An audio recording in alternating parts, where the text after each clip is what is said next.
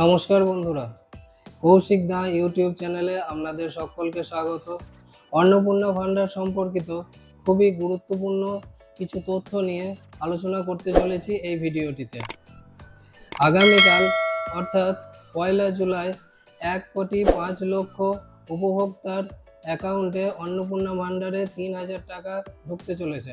আপনার অ্যাকাউন্টে কি অন্নপূর্ণা ভান্ডারের টাকা আগামীকাল ঢুকবে? যদি আপনি আগামীকাল টাকা না পান তাহলে কি করবেন? আপনি যে ফর্মটি জমা করেছেন সেই ফর্মটি সঠিকভাবে ফিল আপ করে জমা হয়েছে তো? আপনার ফর্মটি অ্যাকসেপ্ট হলো তো? যদি আপনার ফর্মে কোনো ভুল হয়ে থাকে তাহলে আপনি কি করবেন? এই সমস্ত কিছু নিয়ে একটি সুস্পষ্ট ধারণা এবং সমাধান দেওয়া হয়েছে এই ভিডিওটিতে, তাই ভিডিওটি সম্পূর্ণ শেষ পর্যন্ত দেখুন। আগামীকাল 1 জুলাই মাননীয় মুখ্যমন্ত্রী শুভেন্দু অধিকারী মহাশয় নেতাজি ইন্ডোর স্টেডিয়ামে 12,000 উপভোক্তার হাতে অন্নপূর্ণা ভান্ডারে 3,000 টাকার চেক তুলে দিতে চলেছেন। এই জন্য রাজ্যের বিভিন্ন প্রান্তের পঞ্চায়েত অফিস, ব্লক অফিস এবং মিউনিসিপ্যালিটি থেকে উপভোক্তাদের ডাকা হচ্ছে এবং তাদের হাতে নেতাজি ইন্ডোর স্টেডিয়ামে উপস্থিত থাকার আমন্ত্রণপত্র এবং টোকেন দেওয়া হচ্ছে যাতে তারা সেখানে উপস্থিত হতে পারে। কিন্তু যারা অন্নপূর্ণা ভান্ডার ফর্ম ফিল আপ করেছে তারা কি সবাই টাকা পেতে চলেছে? আগামীকাল কি তারা সবাই টাকা পেয়ে যাবে, নাকি কিছুদিন পরে টাকা পাবে?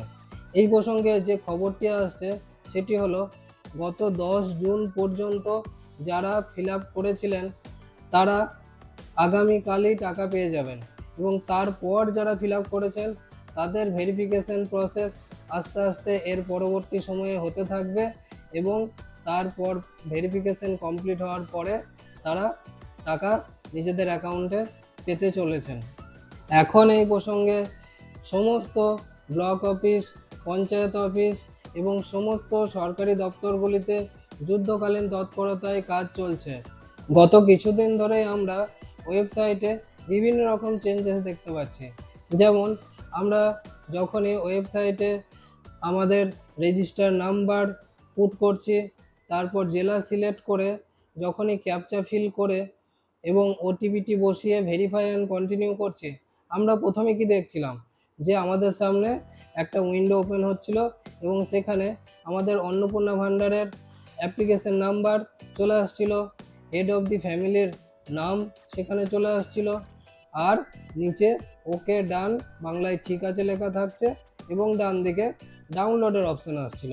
এবং কিছুদিন আগে সেই ডাউনলোড করে আমরা বিভিন্ন রকম স্ট্যাটাস দেখতে পাচ্ছিলাম।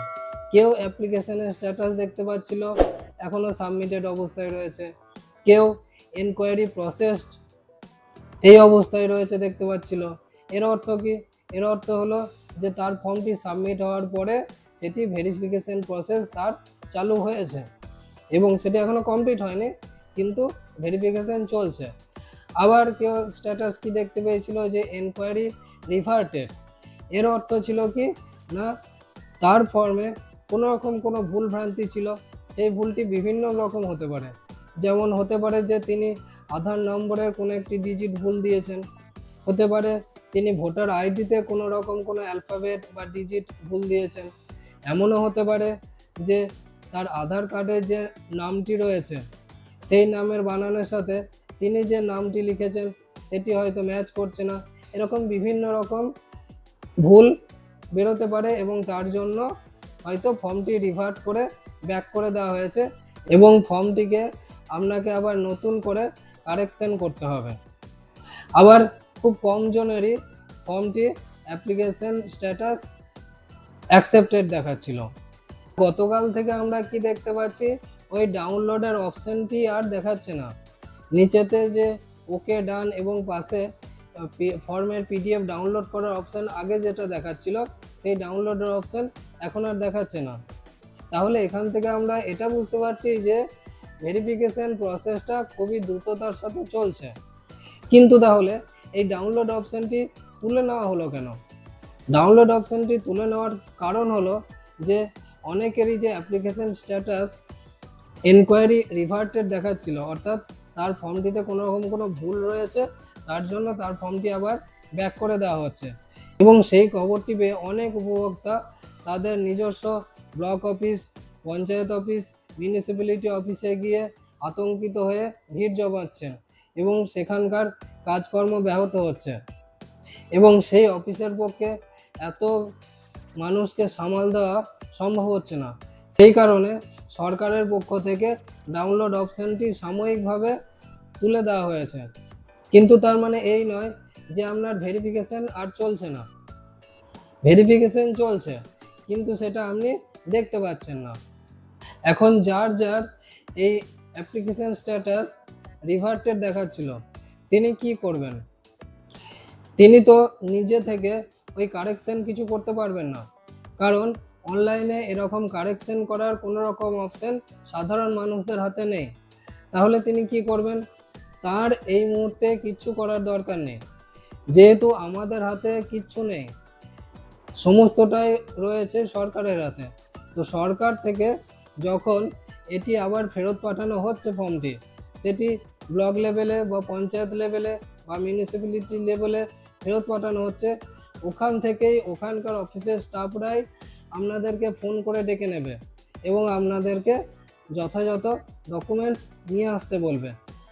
তখন আপনারা সেই ডকুমেন্টস নিয়ে গিয়ে সেখানে আবার সাবমিট করবেন, তখন আবার আপনার ফর্মটি পাঠিয়ে দেওয়া হবে।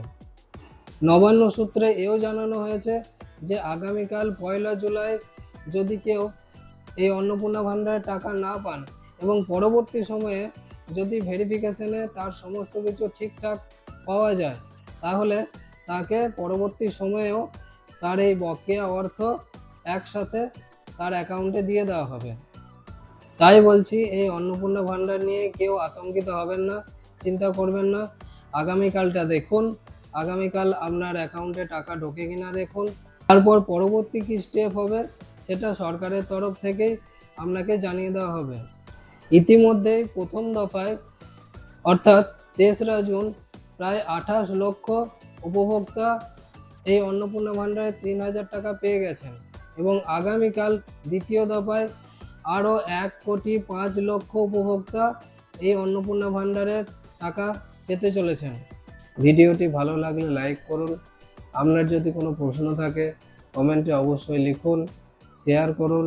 এইরকম ইনফরমেটিভ তথ্য আগামী দিনেও পেতে চাইলে আমাদের চ্যানেলটি সাবস্ক্রাইব করে রাখুন। সবাই খুব ভালো থাকুন, সুস্থ থাকুন। ধন্যবাদ।